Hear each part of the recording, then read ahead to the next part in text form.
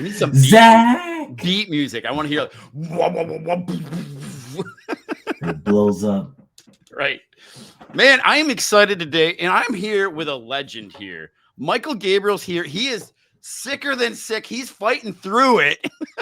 This dude, you've been sick for what? 3 days now? 4 days? It feels like forever. That's what I've been like. But this is what I know. Successful people show up. Oh, That's what I I've heard. love it. This dude is driven. And we're meeting with clients later today too.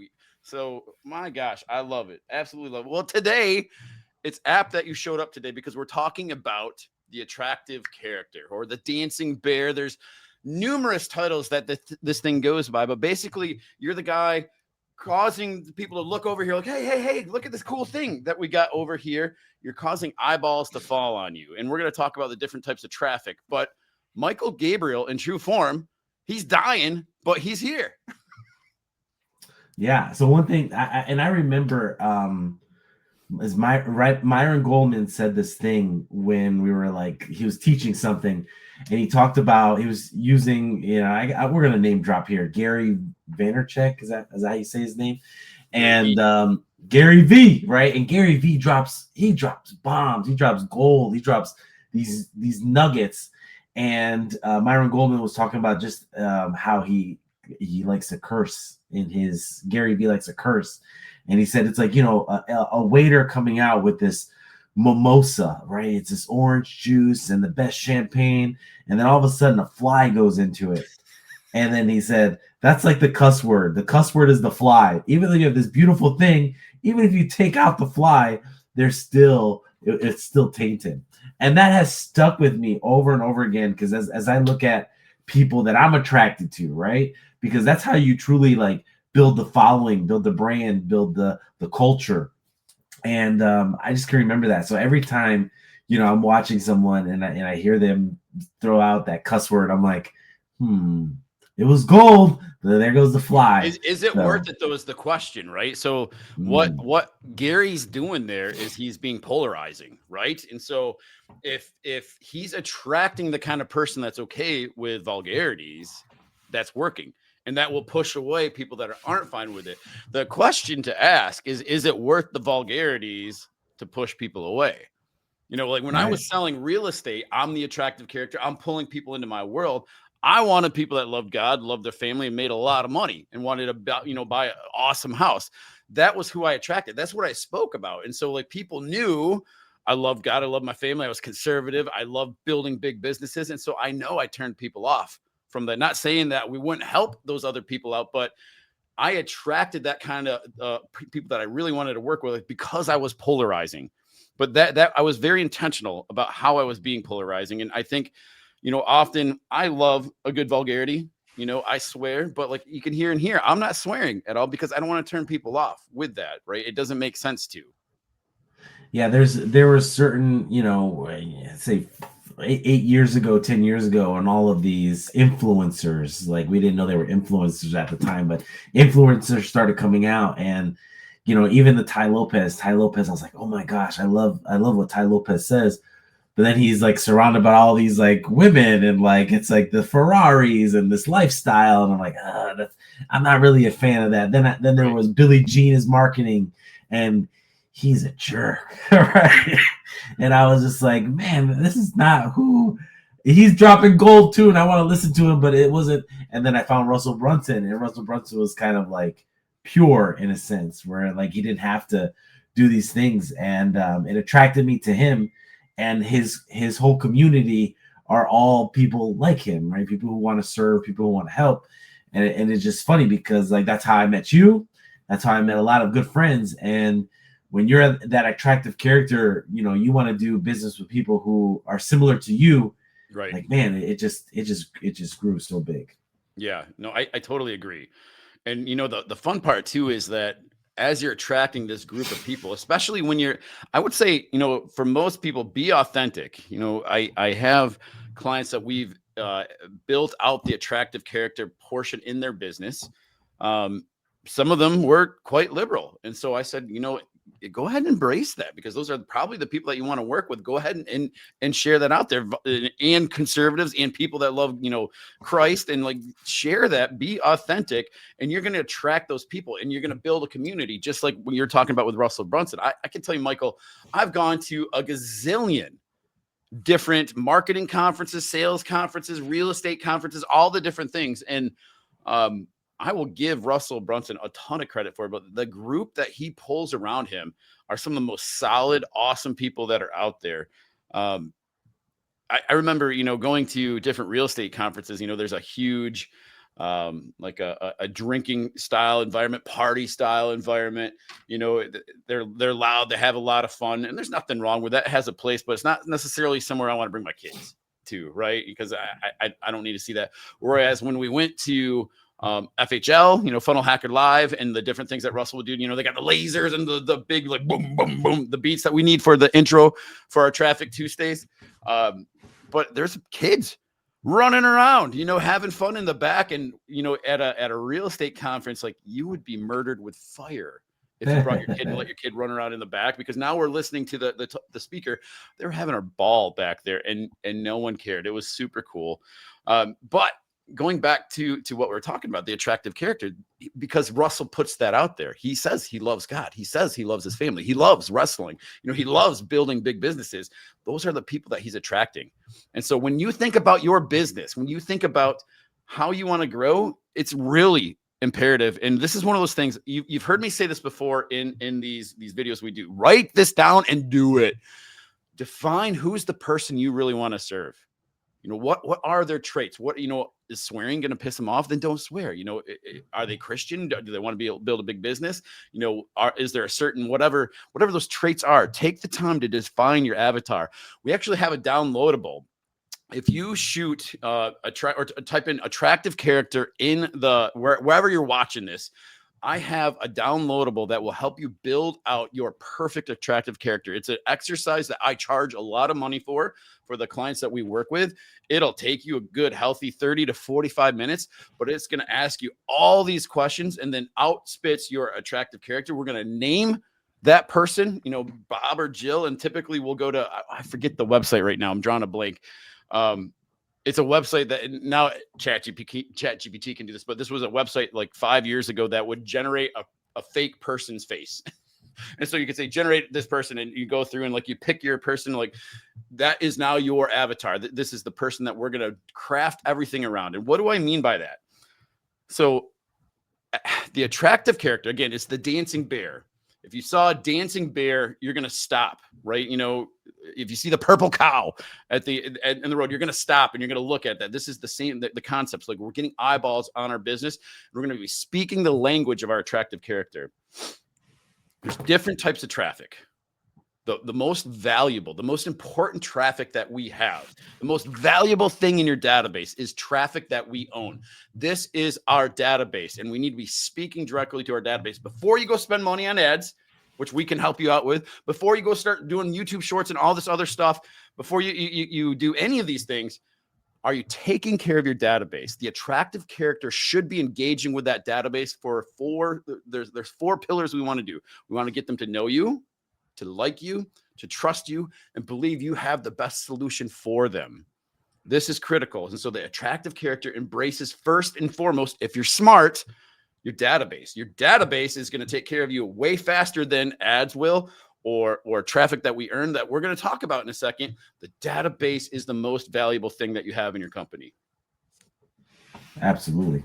One thing that when you talk about your avatar, I told someone this the other day, your avatar is something that you were just a few steps ago, right? Just a few years ago. Great point. That is someone you and who you become to attract them as your attractive character will help keep them along, and they will follow you along your journey. So that's great. A great example of that, Michael, is, when I was selling real estate, I got into real estate wanting to have a huge family, and knowing that kids were expensive. I wanted to make a lot of money so we could have food with our meals and we could go on fun trips. And I remember just starving to death in the business because I didn't understand the power of models. And so I just kind of threw enough crap at the wall. I'm like, I'm going to try for sale by owners. I'm going to try expired listings. I'm going to try cold calling people. I'm going to try all this stuff. I'm going to try paying for leads. and some of it worked. But then I found a model, right? And then I started to click. We took care of the database. We grew, started to win awards, built a team, really was in the top 1% of real estate agents, which was awesome. And like, think about that journey. Because, you know, I know a lot of real estate agents, they get their license, and I don't know a lot. I know a few that get their license and then boom, they're smoking it. They're selling houses. They're doing all the things that are like magic. Everything they touch turns to gold. That's not the case with me, and that's not the case with most people. I had to figure out a path, but now that I know the path, if I find a student that's willing to listen and willing to push through the things that make them uncomfortable, you know, like reaching out to their database and saying the right things, you know them, like them, trust them, believe they have the best solution to really shape that database, I can get them to go to success a lot faster. So that's exactly what you're saying. I'm reaching out to the people that don't know what they don't know. I know how to exactly get to them to where they want to be, and I can bridge that gap a lot faster. And so, like, when you think about the attractive character, what Michael was saying, you're really talking to yourself 4, 5, maybe 10 years ago, and you want to stop and think, like, this is what were the pain points that I had? You know, what was the thing that I couldn't get past that my product or my service helps them to get beyond? Yeah, absolutely. Well, I think that's all I have today. That's all right. I want to talk about a few more things, and I actually need your help on some of these things. So we're talking about different traffics, right? So the traffic that we own, this is your database or your data bank, the most valuable thing that we have in there. Now, if you have more money than time or time than money, you got to ask yourself the question, if I have more time than I have money, I want to look at different types of traffic before I look at ads, because ads, as we know, Michael, can get wicked expensive, wicked fast. In fact, you know, oh my gosh, if you don't do them the right way, you will blow through cash in an obscene speed that it's ridiculous. Things have only got more expensive. So if you have more time than money, what I'm going to say is we want to focus on the traffic that we earn. So we talk about doing YouTube shorts, you know, TikTok shorts, you know, Instagram shorts. These are different things that we can do where I'm addressing a problem. And the formula we use is slap, story, solution. If you want people to raise their hand and say, hey, can you help me out? We want to do slap, story, solution. So I got to get their attention.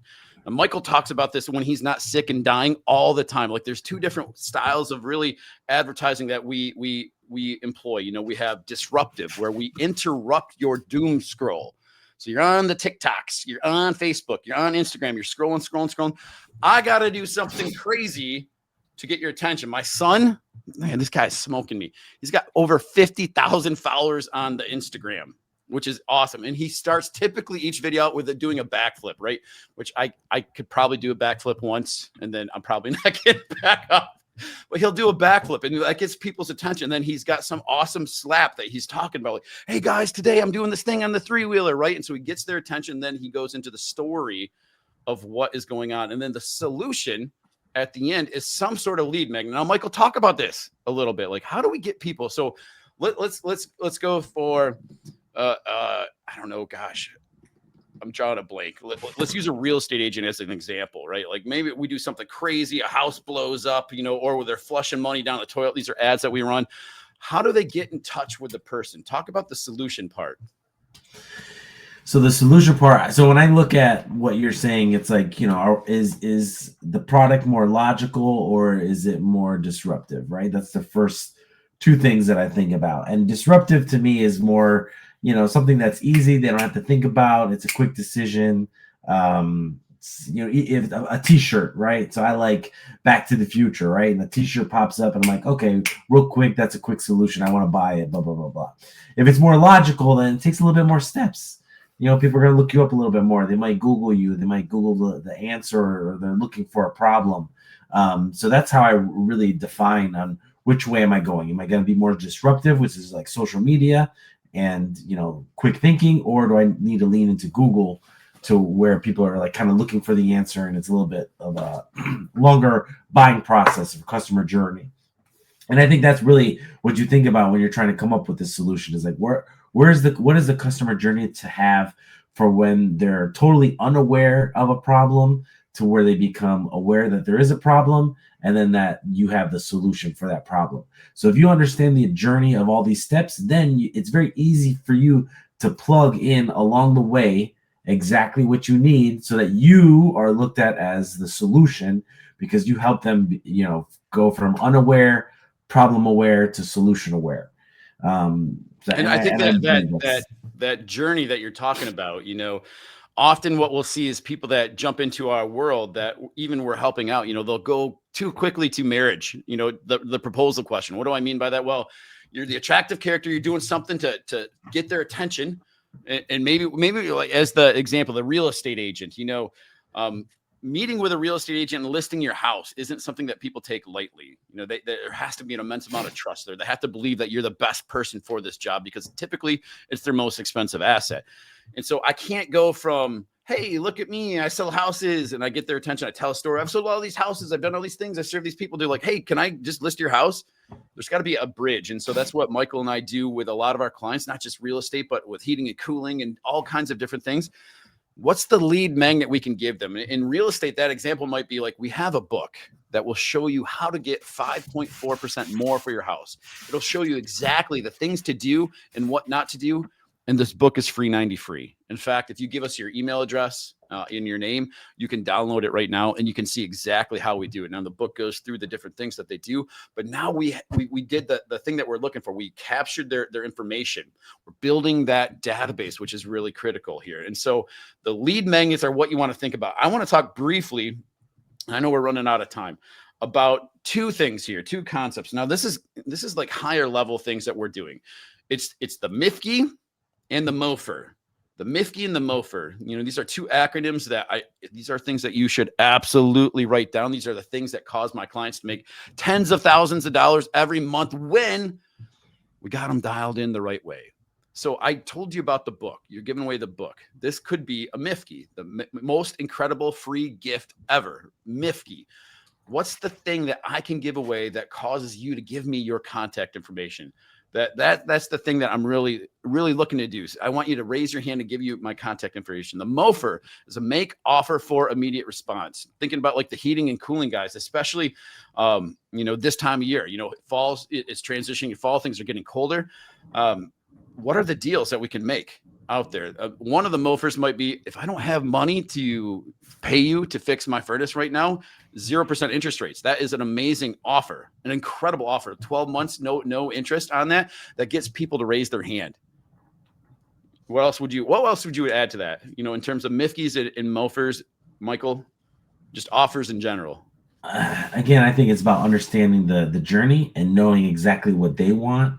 And then if you understand the journey, for instance, I had a bank come to me and they said, hey, we want to sell new equipment.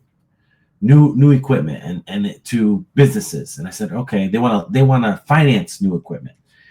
And I was trying to think, all right, it's not just like computers. They were talking about like tractors and, big, they want to finance a whole building, right, of equipment.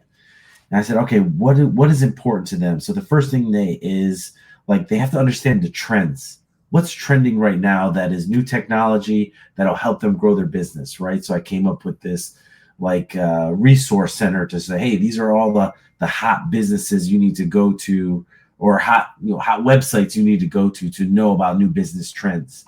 Then I said, let's create them an ROI calculator, right? Return on investment.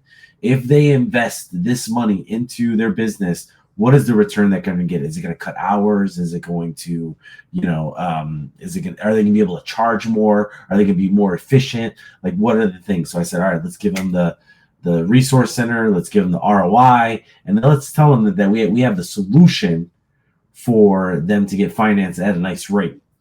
And that was the whole program. And it did great. So understanding exactly where people are helps you create that offer so that you can lead them into the path of the solution.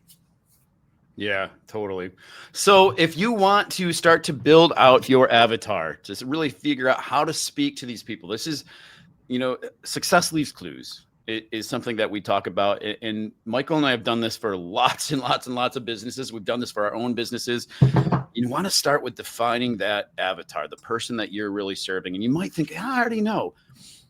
When you take the time, we write it down and we get clarity on the way they want to be spoken to. magic happens. And so comment attractive character below if you would like that free resource from us. And this is, by the way, a lead magnet that we're giving out there because we want to be in a relationship with you guys. We want to give out value. So that's all I have for today. Hopefully next week, Michael Gabriel is going to be 100%. He's gotten rid of the plague. Thank you, Michael, for being, man, like, this is awesome that you showed up. I give you kudos because you know what? I would have been in bed. I went, Michael, you're going solo, but he's a real man. All right. Thanks, guys. See you next time.